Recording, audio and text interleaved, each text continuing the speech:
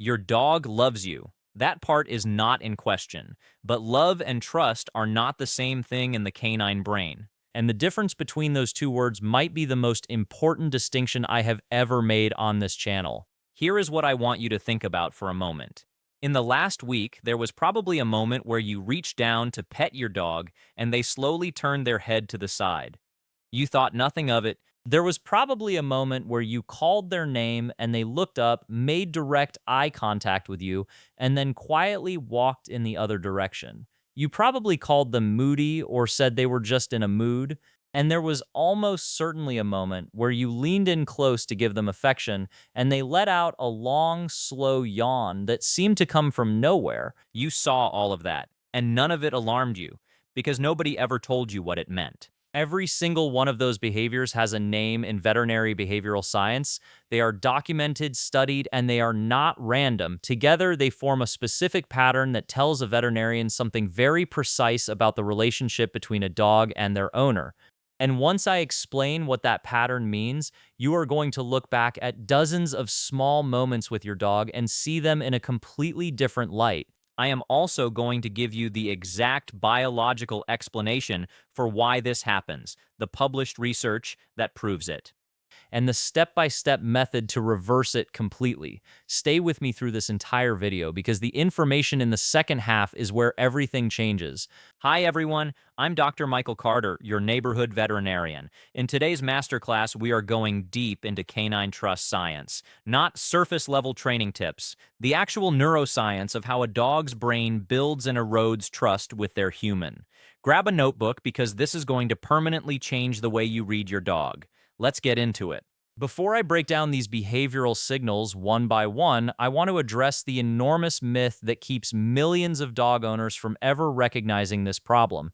The myth goes like this: if my dog is comfortable in my home, well fed, and does not show obvious signs of fear like cowering or growling, then everything is fine. Our relationship is healthy. That assumption is wrong, and I say that not to alarm you, but because the signals that indicate eroding trust in dogs are almost never dramatic. They are quiet, they are easy to dismiss, they look almost identical to personality and mood. That is exactly why this topic rarely gets discussed and exactly why owners miss it for months or even years. Norwegian behavioral researcher Turid Rugaas spent decades studying canine communication and documented over 30 distinct physical behaviors that dogs use to signal stress, discomfort, and the desire to reduce tension in a social interaction. She called them calming signals.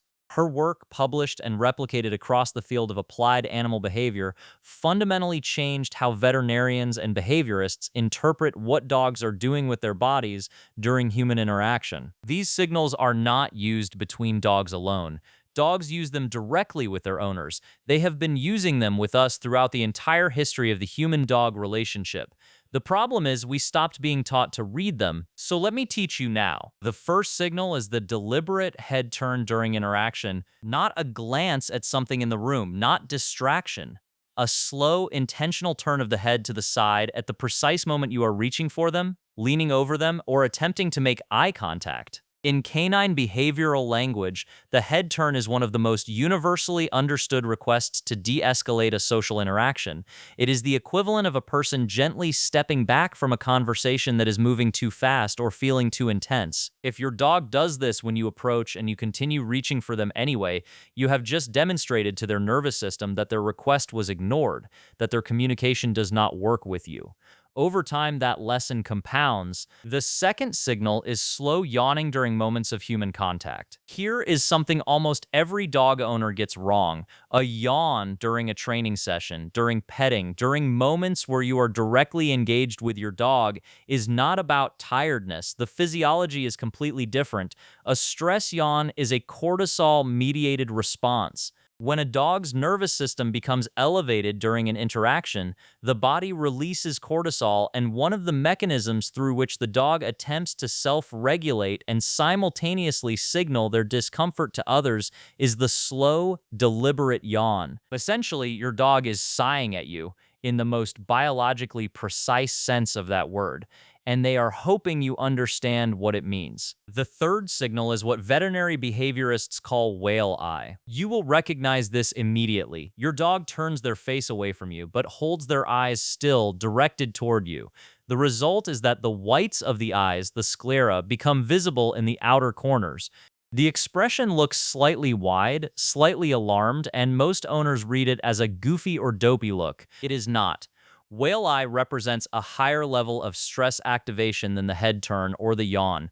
When a dog displays whale eye, their amygdala, the fear and threat processing center of the brain, is already engaged. Their body is telling them that something in their immediate environment requires monitoring, and the thing being monitored is you. The fourth signal is selectively not coming when called. This is one of the most misunderstood behaviors in all of dog ownership.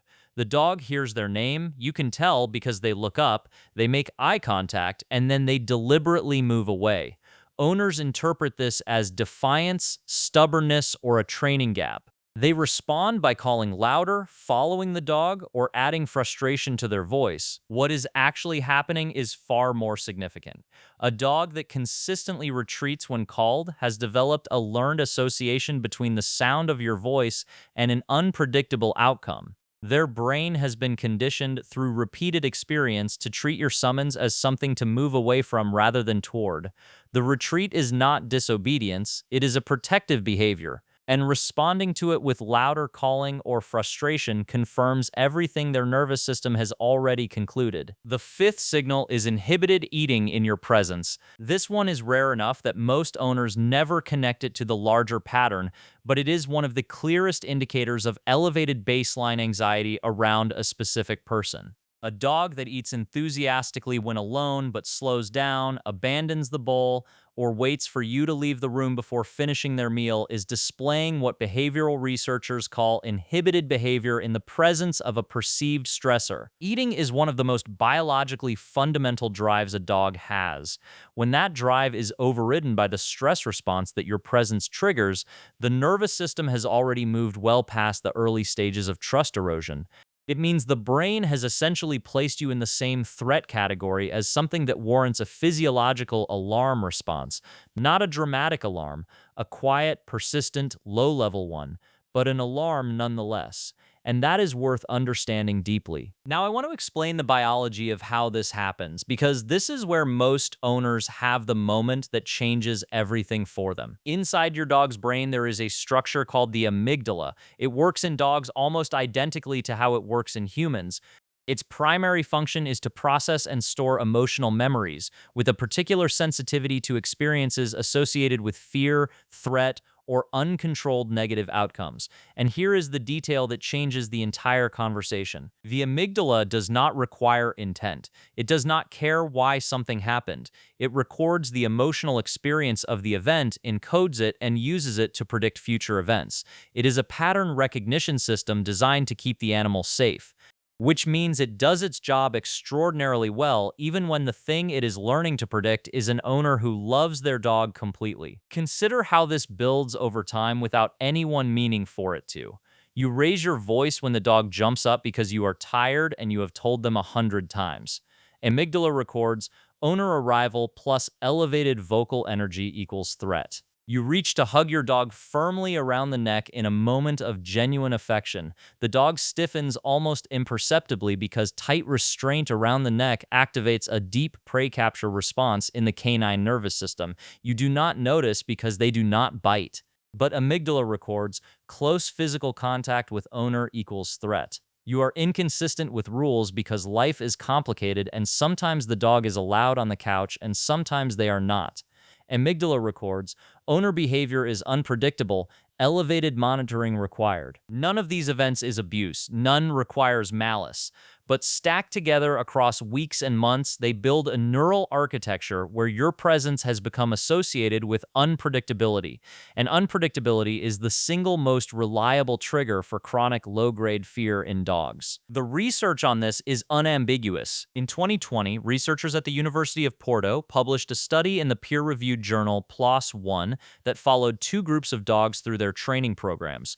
One group trained entirely with reward-based methods, the second trained with punishment and correction-based techniques.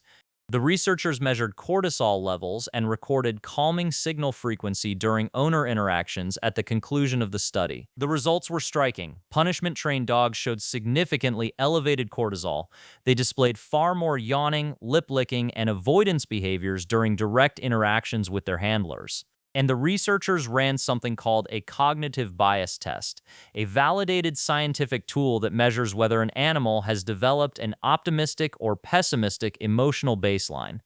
The punishment-trained dog showed a statistically significant shift toward pessimistic processing, not from cruelty, from inconsistency, from interactions the dog could not reliably predict. The biological consequences were identical. Now, here is what I need you to hold on to, because this is where the entire conversation turns. The same mechanism that records fear memories records safety memories. The same amygdala that learned to associate your presence with unpredictability can learn, through deliberate and consistent experience, to associate you with something else entirely. The neuroplasticity that makes this damage possible is the same neuroplasticity that makes the repair possible. It takes time, it requires understanding, but the pathway is completely clear. Let me walk you through the exact steps. The most important thing you can do first is stop pursuing interaction. I understand the instinct is the opposite. When you love your dog and you feel distance between you, you want to close it, you follow them, you reach under furniture to pet them, you call their name repeatedly, hoping this time they will come. But every time you follow a dog that is moving away from you, you are proving something specific to their nervous system. You are proving that they do not have control over their interactions with you. And the absence of control is one of the most potent drivers of chronic stress in the canine brain. Starting today, when your dog moves away during an interaction, you let them move away, you sit down on the floor, you turn your body at a slight angle, which is naturally non-threatening in canine body language. You let your gaze drop, and you simply exist, without request, without pursuit, without the invisible pressure of wanting something from them. You become the safest, quietest, most predictable presence in the room. Behavioral scientists call this the invitation approach. The dog retains full authority over whether an interaction happens and when. And the moment they experience that authority as real and consistent, the nervous system begins to update its predictions about you, slowly but measurably. The second step is building predictability into every interaction you have with them. Radical consistency is not about being strict, it is about being readable. The same rules every day, the same vocal register, the same energy when you come home, whether the day was good or bad.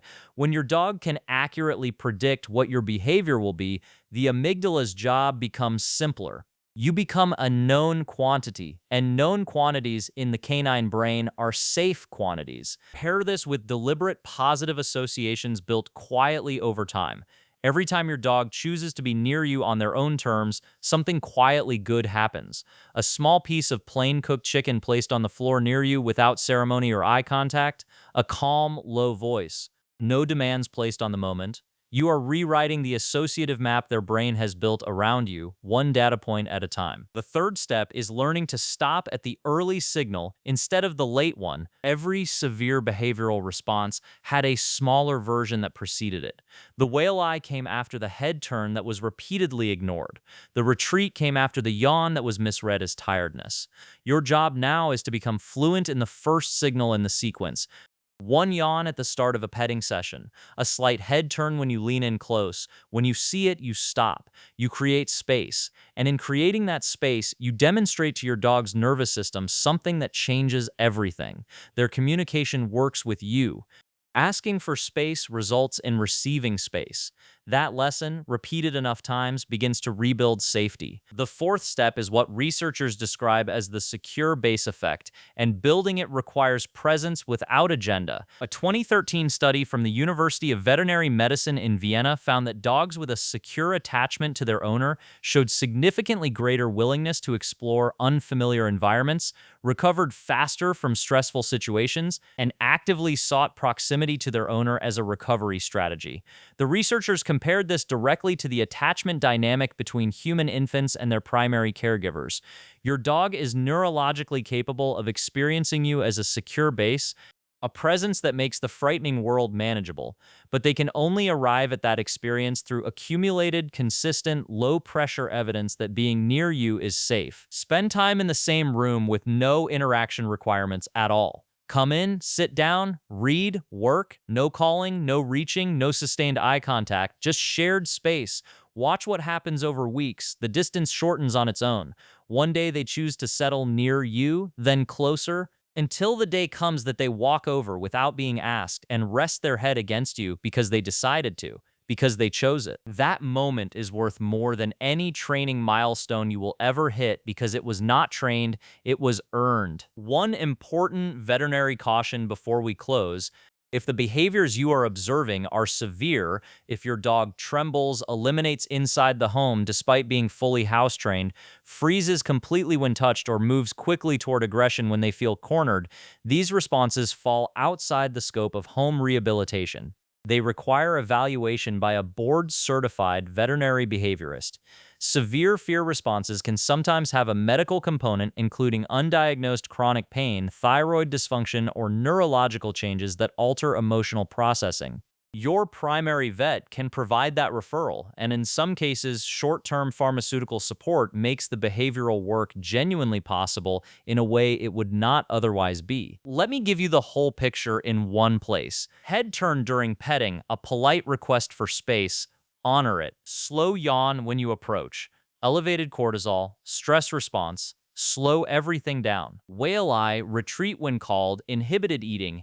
The amygdala has been conditioned to flag your presence as unpredictable. The trust account is overdrawn. The repair requires you to stop pursuing interaction, build radical consistency into your behavior, honor the early signal before it escalates, and spend time in shared space with no demands placed on the dog at all. None of this is complicated. None of it costs anything. It does not require an expensive trainer or a special program. It requires patience, and it requires you to understand something that most owners are never taught.